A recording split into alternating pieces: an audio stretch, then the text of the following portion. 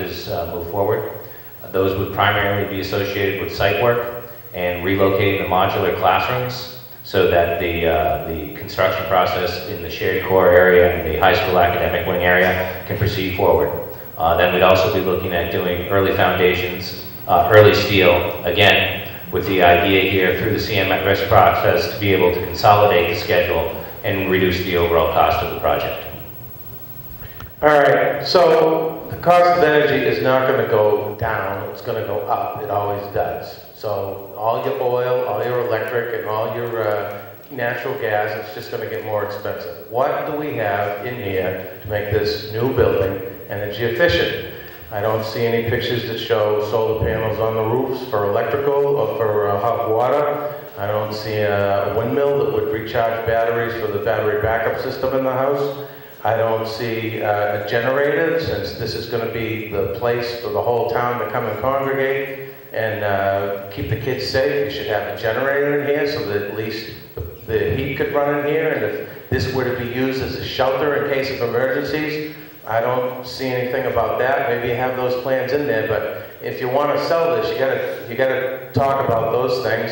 Is there any automation for the lighting and the heating so that we don't waste extra energy when the building isn't in use and these things stay on over the weekend when no one's here? All those kinds of things.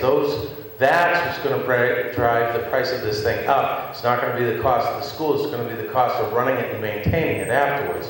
What do you have in place for that?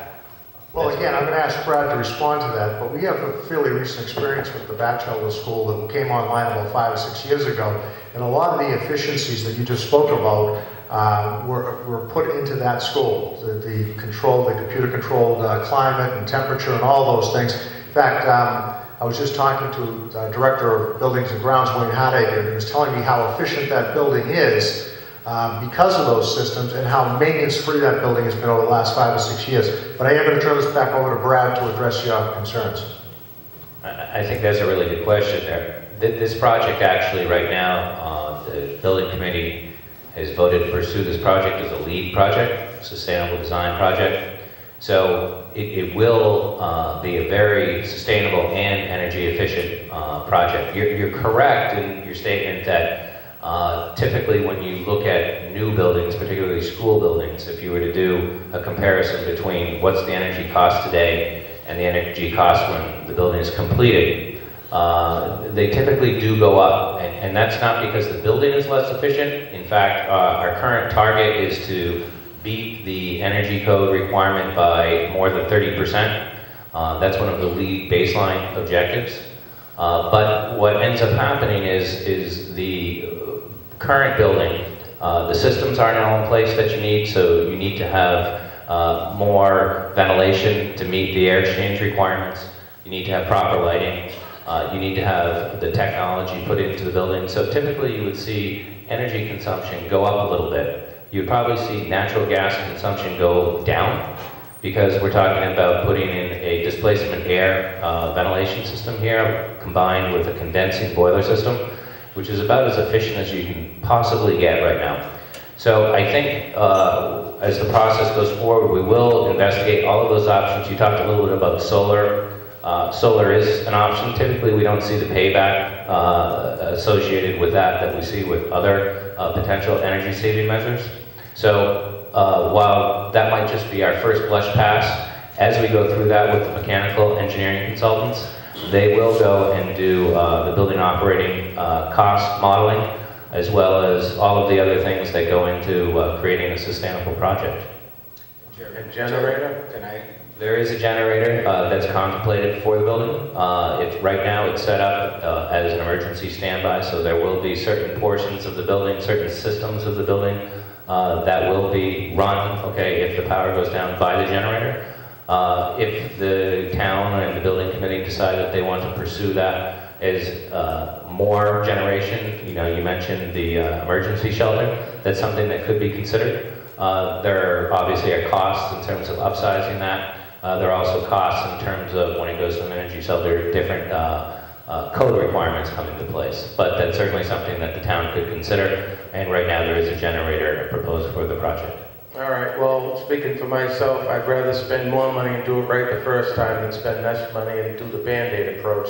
Your math on Band-Aiding all these old buildings for the next few years versus spending the money to get this new building, that's good numbers and it makes a lot of sense. Thank you, sir. Those are good comments. Thank you very much. I want to also tell you that there's a lot of inefficiencies in the existing buildings. So compared to what we're going to be doing and compared to the inefficiencies, I'm talking energy-wise, that we have right now, I think it'll be a vast improvement.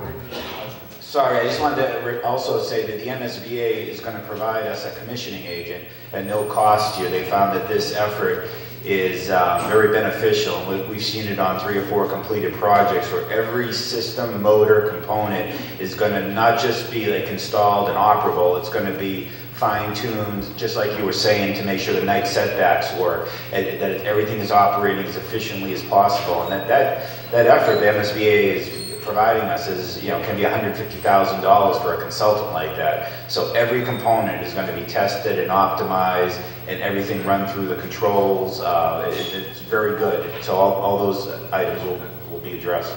And Wayne, correct me if I'm wrong, we hired a commissioning agent for the Batchelder School project, and it worked out tremendously for us. We spent the money because they came in and they basically showed us how to most efficiently set up the systems at the Batchelder School, and it's worked beautifully since then. So.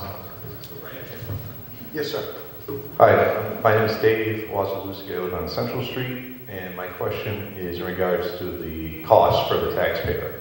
I know that Wilmington was mentioned earlier as a town that's gone through this process already, similar in size and price, and I know that their cost to the taxpayer was approximately $175 increase per year. And I know that the city of Melrose recently has, within the past couple of years, has built a middle school and similar in size and price, and the annual cost increase to the taxpayer for them was also in the $175 range. So my question is, why is the tax increase for us going to be a minimum of $700, and it's going to be, that's like 4 to 5 times the cost per year for a project that's similar? That's an excellent question, and I'll turn it over to Don, but it has to deal with the makeup of the communities, not only the size of the communities and the number of households that it's spread over, but also based on the commercial industrial base. Wilmington in particular has about a 40% commercial industrial base. North Reading's about 12 to 14%. In Wilmington, they classify and they tax the commercial industrial base higher and the residential lower, so they pick up a much, much higher burden on the tax increase for these types of projects. Don? Yeah, I think what Jerry has said is correct. It's who's paying for it. And in North Reading, we have a single tax rate. We've got very low amount of industry in the town. And Wilmington's is a lot different than that. And so that the industrial taxpayer is paying a bigger piece of the burden. Wilmington has sewerage. And I think that's where they're able to attract, one of the reasons they're able to attract more industrial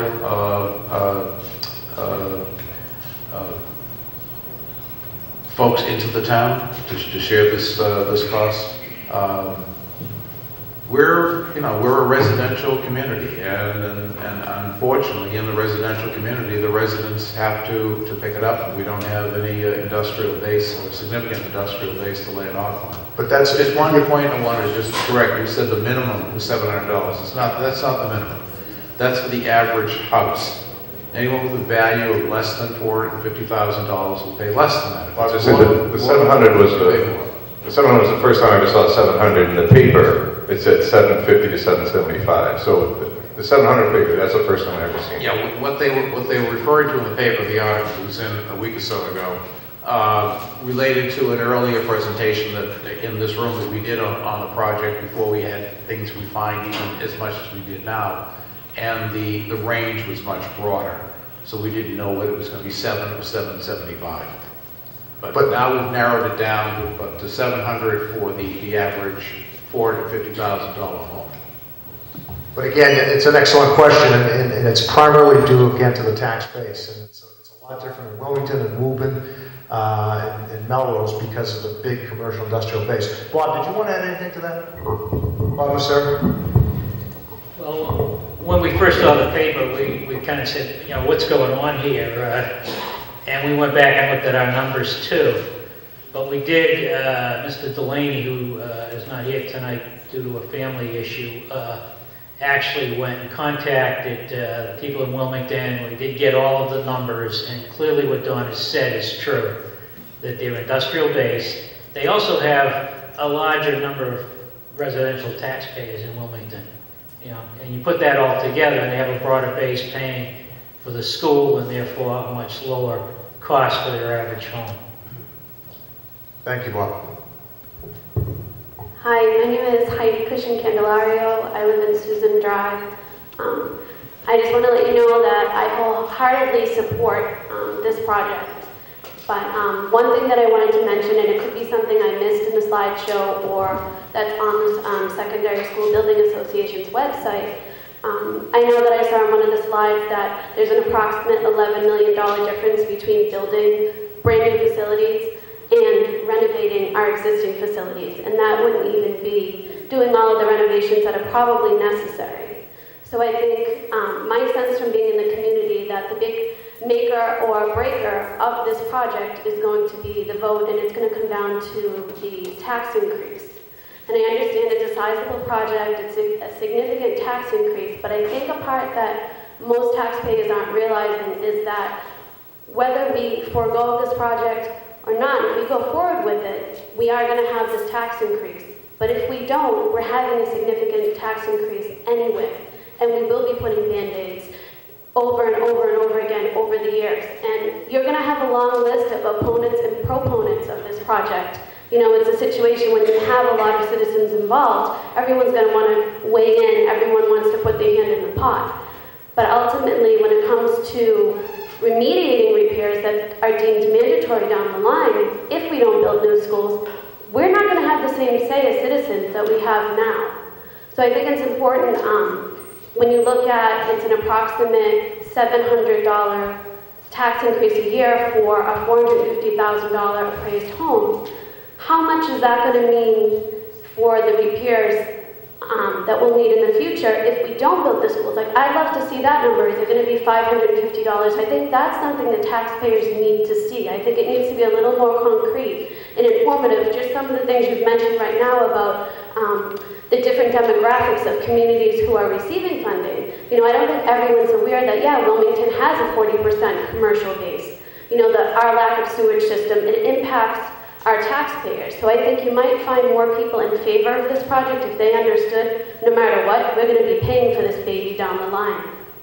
Thank you very much. Excellent comments. Again, we want to reemphasize there's going to be a lot of costs associated with these two buildings if we do not go forward with the project.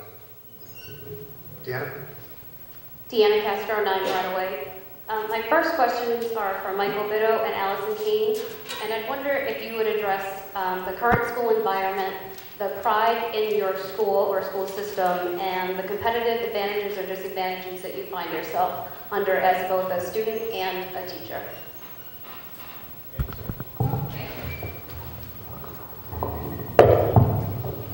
Oh, I get two. It's fabulous.